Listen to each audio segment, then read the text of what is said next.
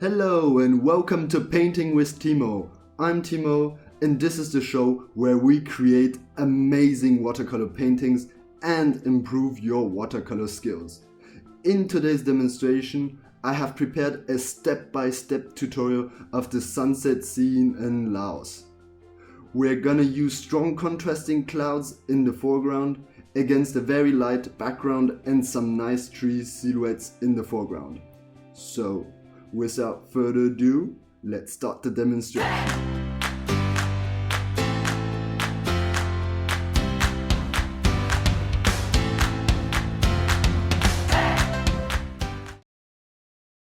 I start by fixing my sheet of rough paper, this is 300 grams per square meter, on a wooden board with some masking tape, so it won't buckle once it's wet. Then I do a quick sketch of the silhouette of the mountains.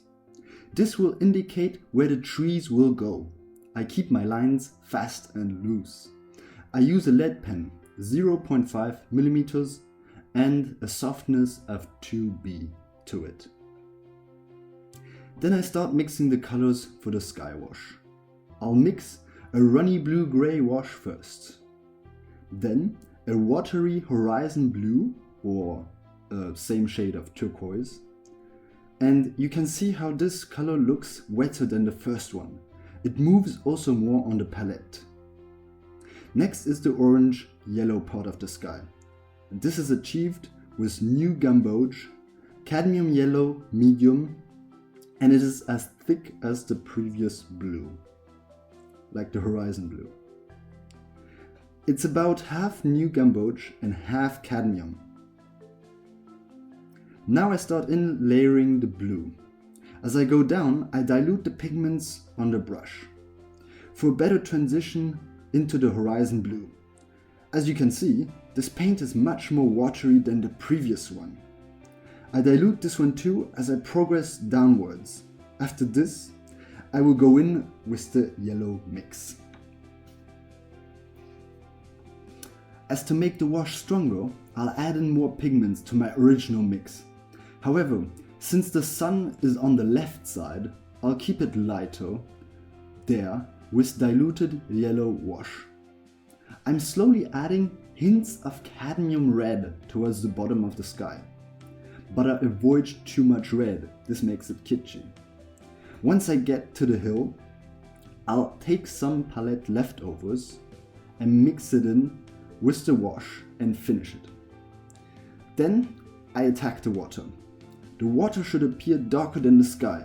That is why I'll take the same brush as for the blue-gray and pick up some raw umber and palette leftovers to darken it. I want to have some hint of yellow in the foreground lake, so I mix a dark shade of yellow. Then I let the blue and the previous colors blend together. I go as far as mixing the blue and the yellow reflections on the left. Let the sky dry properly. For this you can use a blow dryer with the heat setting on. Once the paper is not anymore buckled, and you check that it's dry, I'll turn around the painting upside down. Now it is time for the clouds. I use again a couple of brushes for the clouds. I'll start mixing the warm purple with some ultramarine cobalt blue, alizarin crimson and a touch of cadmium red. Make sure that the alizarin crimson dominates the mixture to keep it warm. This paint is much more thick than the sky wash. Look how it barely moves on the palette.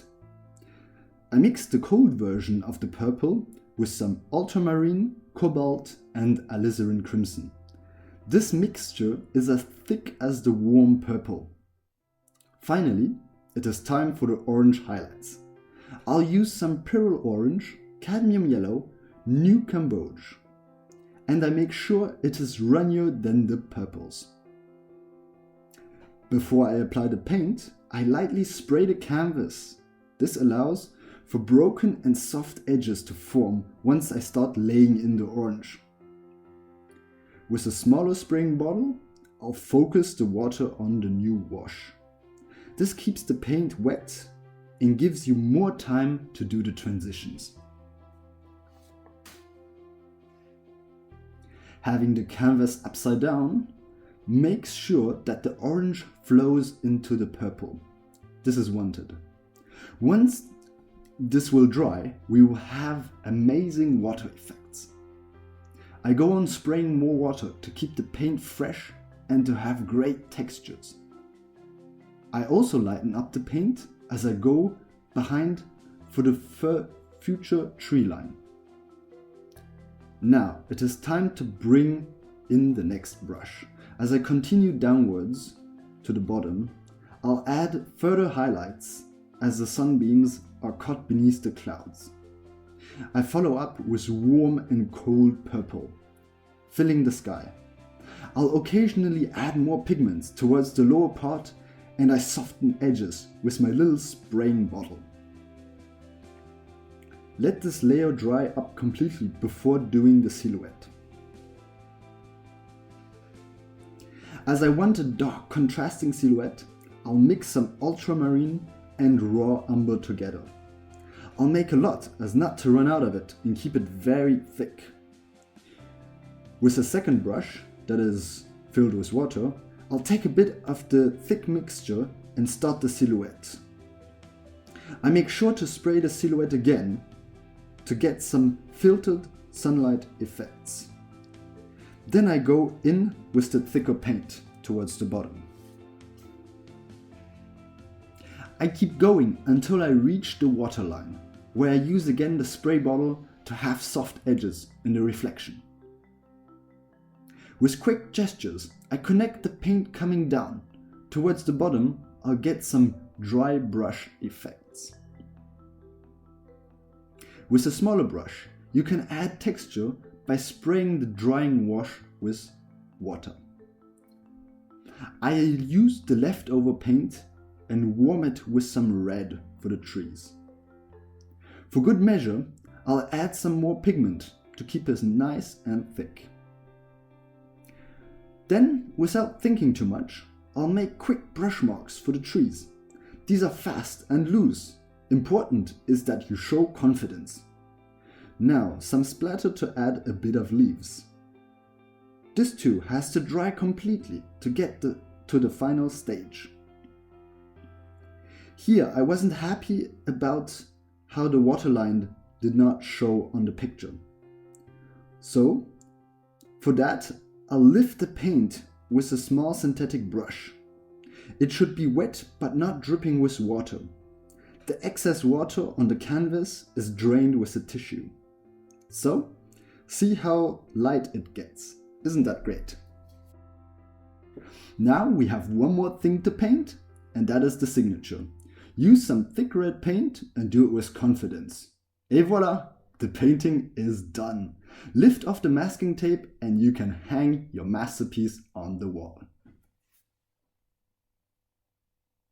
I hope this tutorial has been useful to you. If you like this kind of content, please subscribe, share it with your friends, and hit the bell button in order to get further notifications on upcoming tutorials.